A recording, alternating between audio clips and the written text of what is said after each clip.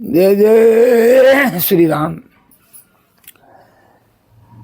रघुपति विमुख जतन कर कोरी, कवन सकाई भव बंधन छोरी।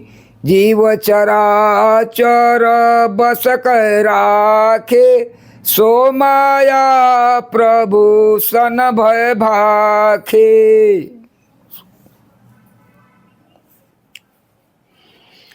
जय जय श्री राम।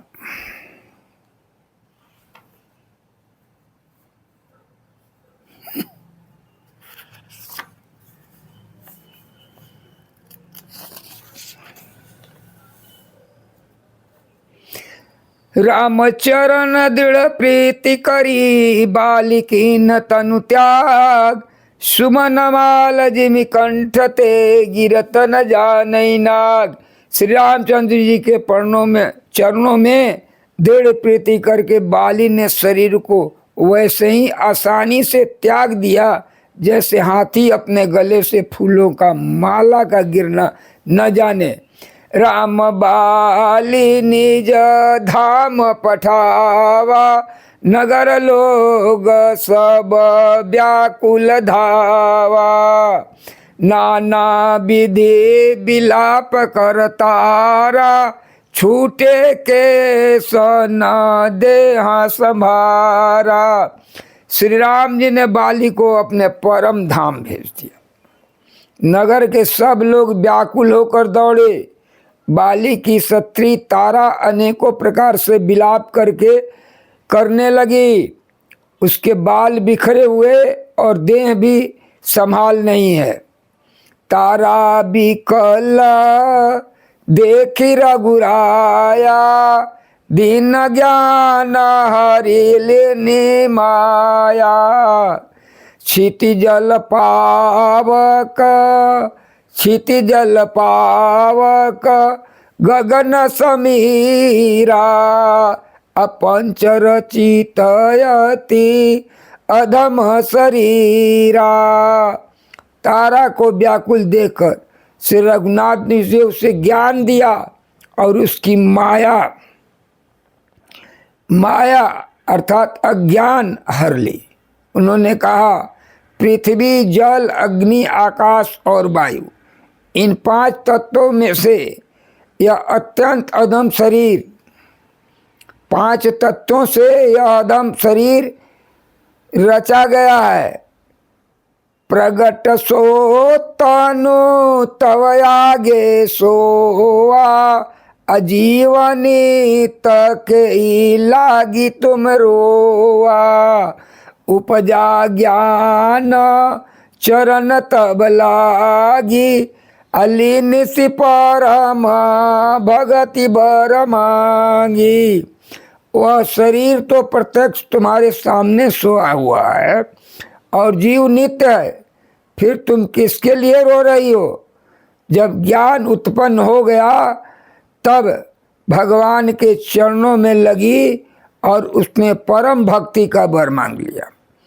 उमा दारु ज्योतिष की नाई, असबई नचावत राम गोसाई।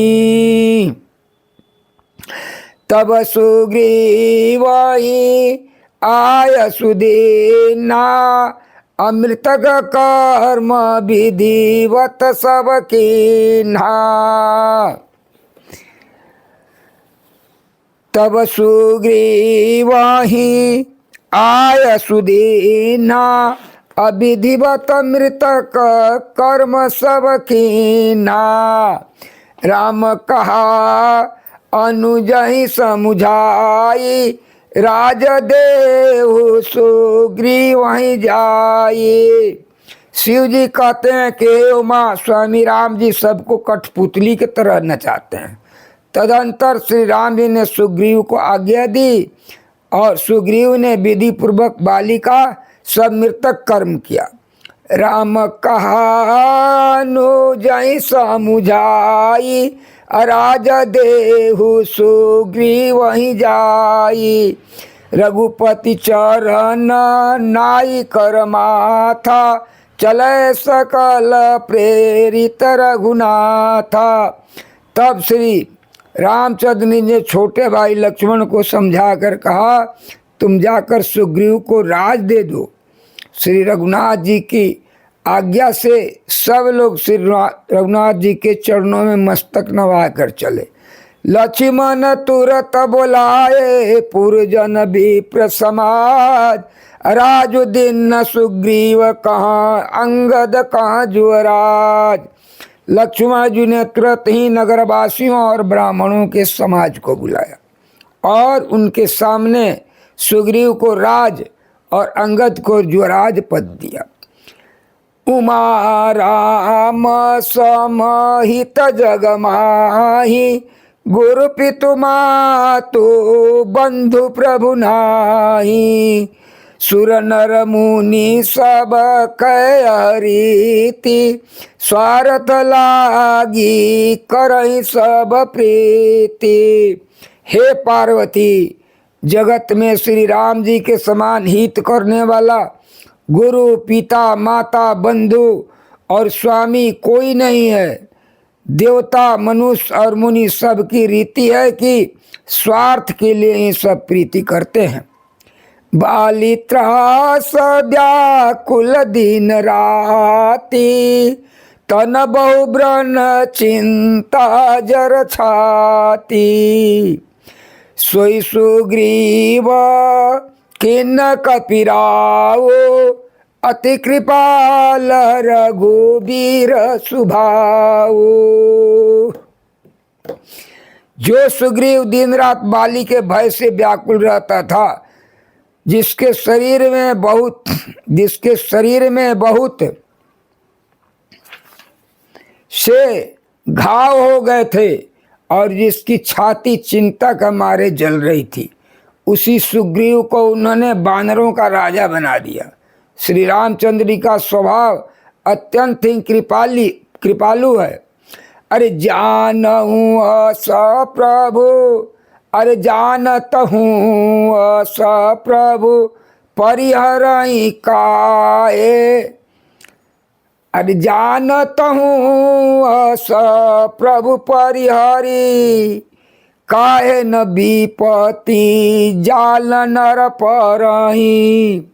अरे जानत हूँ अस प्रभु परिहरही, काहे न विपति जाल नर परही। पुनि सुग्रीवहि लीन बुलाई, बहु प्रकार नृप नीति सिखाई। जो लोग जानते हुए भी ऐसे प्रभु को त्याग देते हैं, वे क्यों न विपत्ति के जाल में फंसे। फिर श्री राम जी ने सुग्रीव को बुला लिया और बहुत प्रकार से उन्हें राजनीति की शिक्षा दी। कह प्रभु सुनो सुग्रीव रीसा, अपूर्ण जाऊं 10 चारि बरिसा। गत ग्रीष्म बरसा ऋतु आई, रहियौ निकट शैल पर छाई। फिर प्रभु ने कहा, के वानरपति सुग्रीव सुनो, मैं 14 बरस तक गांव या बस्ती में नहीं जाऊंगा। ग्रीष्म ऋतु बीतकर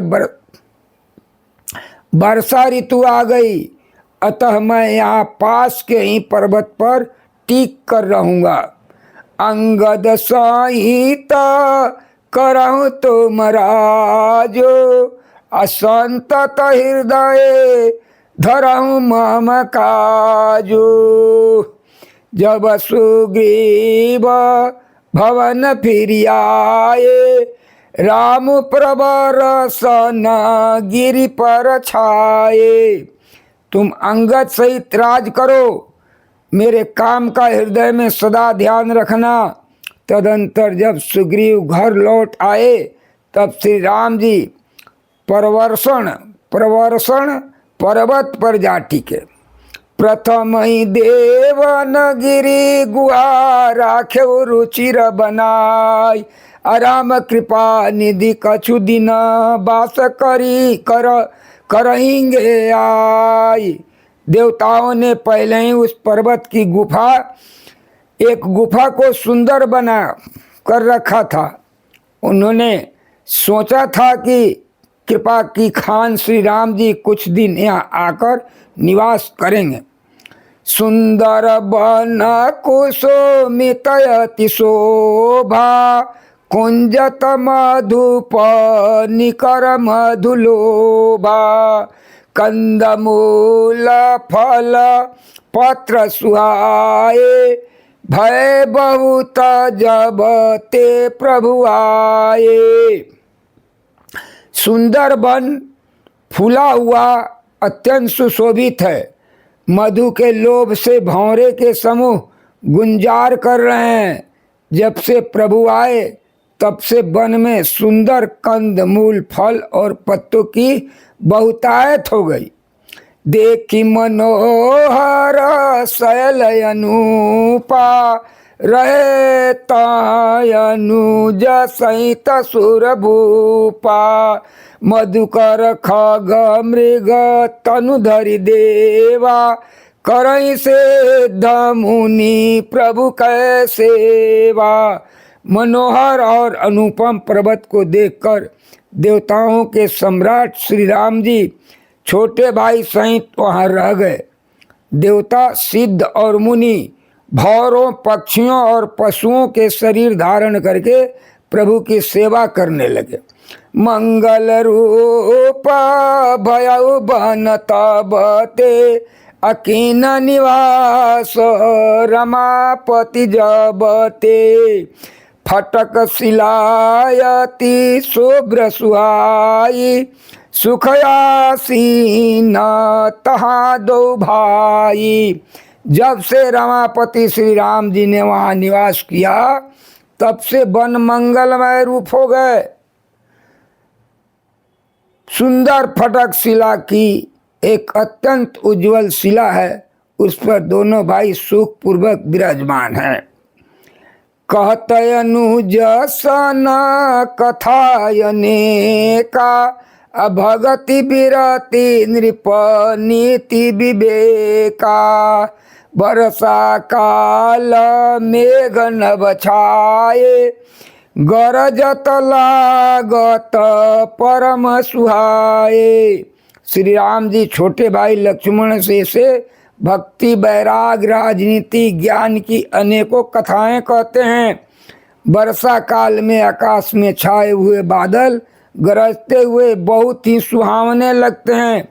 लक्ष्मण देखु मोर गण नाचत बारिद पे अग्रि बिरति रत हरस जस विष्णु भगत कहूँ देख।